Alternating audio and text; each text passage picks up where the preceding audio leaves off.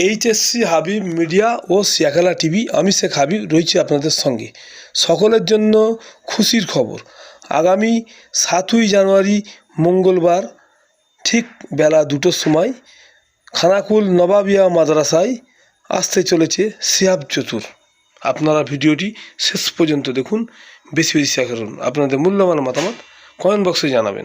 উনি যখন হজ যাত্রা শুরু করেছিলেন, মানে 2022 সালের সময় হজ যাচ্ছিল, হাজিরা হজ বিভাগে যাচ্ছিলেন, সেই সময় থেকে উনি যাত্রা শুরু করেছিলেন। উনি অ্যাকচুয়ালি 2023 সালে হজ করেছেন, মানে 370 দিন, এক বছর হয় 365 দিন, আরও 5 দিন আগে উনি বার হয়েছিলেন। 370 দিন পথ অতিক্রম করে 8640 কিলোমিটার, 370 দিন পায়ে হেঁটেছে কন্টিনিউ।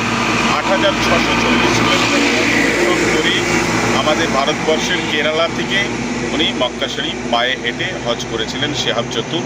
তো যেই সময় উনি রওনা দিয়েছিলেন, পায়ে হাঁটছিলেন, বহু মানুষ তিনার সাথে পায়ে পা মিলিয়েছিলেন এবং আমি আপডেট নিয়মিত দেখতাম। আমাদের ইন্ডিয়া থেকে যখন রওনা হয়ে পাকিস্তান, ইরাক, ইরান, সৌদি আরব এইসব জায়গায় বিভিন্ন যখন যেতেন, আমি লাইভগুলোকে কন্টিনিউ একটু ফলো করতাম এবং ওই সময় আমার মনের মধ্যে একটা ইচ্ছা ছিল যে ফিরে আসলে ওনার সঙ্গে দেখা করব, একবার সাক্ষাৎ করব এবং মিশনে আসার জন্য আমন্ত্রণও জানাবো। সে সূত্রে আমি দেখা করেছিলাম এবং মিশনে আসার জন্য আজ থেকে 2 মাস আগে ওনাকে আমন্ত্রণ জানিয়েছিলাম। উনি 7 তারিখ, মানে আগামী 7 তারিখ জানুয়ারি মাসের, এই জানুয়ারি মাস চলছে অর্থাৎ মঙ্গলবার দিন উনি আসবেন। ঠিক 2টোর সময় আমাদের মিশন ক্যাম্পাস থেকেই অনুষ্ঠানটি অনুষ্ঠিত হবে।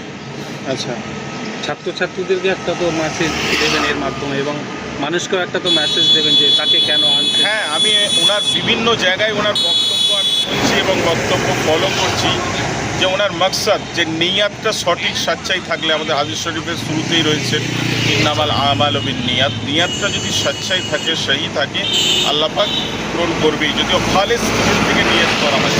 তো উনি উদাহরণ দিলেন যে আমি 8640-এর জায়গায় যদি 16,000 কিলোমিটারও হতো, আমি কিন্তু বাড়ি দিয়ে পায়ে হেঁটে হজ করতাম। এটা আমার মাকসাদ ছিল, আল্লাহ পূরণ করেছে। কিন্তু এখন আপনি বলেন কেরালা থেকে বাংলায় হেঁটে আসতে, আমি কিন্তু হেঁটে আসতে পারবো না। আরেকটা উনি উদাহরণ, এক্সাম্পল, যেহেতু আমাদের দয়ার নবীর জীবনের শেষ কথা সালাত, আসসালাতু মিফতাহুল জান্নাত, নামাজ হলো জান্নাতের চাবি, উনি এই কথাটা সব জায়গায় উদাহরণ দিচ্ছেন যে আমি মুসাফির হালাতে বাড়ির থেকে বার হয়েছি, আমার না থাকার জায়গা ঠিক ছিল, না খাওয়ার জায়গা ঠিক ছিল, আমি এই 370 দিন পথ হেঁটেছি এবং 8640 কিলোমিটার পথ অতিক্রম করতে গিয়ে আমি কিন্তু এক ওয়াক্ত নামাজ আদায় করি না।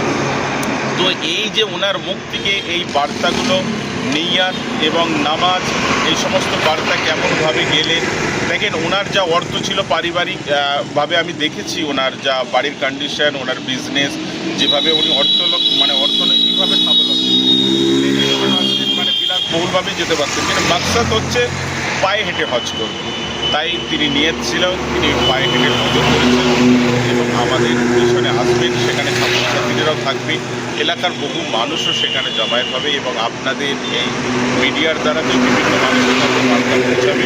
ঠিক 2টোর সময় আসবেন এবং অনুষ্ঠানটি আমাদের মিশন ক্যাম্পাসে অনুষ্ঠিত হবে ইনশাআল্লাহ। আরেকবার জায়গাটা, টাইমিংটা এবং অনুষ্ঠান সূচিটা জানিয়ে দিন, মিশনের নাম উল্লেখ করে। নবাবিয়া মিশন, আপনারা জানেন মিশনারি শিক্ষা আন্দোলনের অন্যতম শিক্ষা প্রতিষ্ঠান নবাবিয়া মিশন। এটা হচ্ছে আরামবাগ মহকুমা খানাকুল থানার খানাকুল 1 মাইনান গ্রামে এই অনুষ্ঠানটি অনুষ্ঠিত হবে। শিহাব চতুর যে আসছেন ভাই, কেরালার ভাই, ঠিক দুপুর 2টোর সময় আমাদের অনুষ্ঠানটি অনুষ্ঠিত হবে মিশন ক্যাম্পাসে।